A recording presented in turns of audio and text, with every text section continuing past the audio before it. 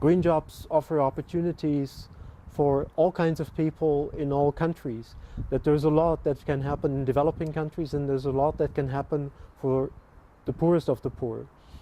If you take the example of adaptation to climate change, making countries and communities more resilient to the impacts of climate change, you think of all the infrastructure investment that needs to take place.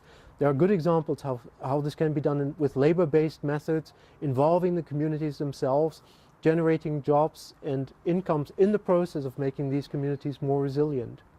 Similarly, this can lead to a diversification of economic activity, which through the creation of small enterprises, and there are good examples for how this can be done to give poor people in local communities and vulnerable communities new opportunities in economic sectors that are less exposed to climate change.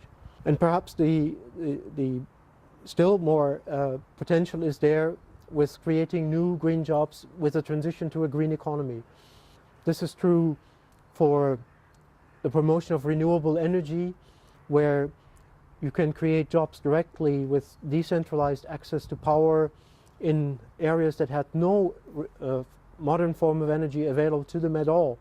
And you have some jobs in that directly, but it actually changes people's lives totally, because all of a sudden there's new economic possibilities. They can use electricity to start new economic activities, use cell phones, use power tools. There's a whole wave of local economic development that is triggered the moment a clean, modern source of energy is established in some village in South Asia or some community in Africa which currently doesn't have that.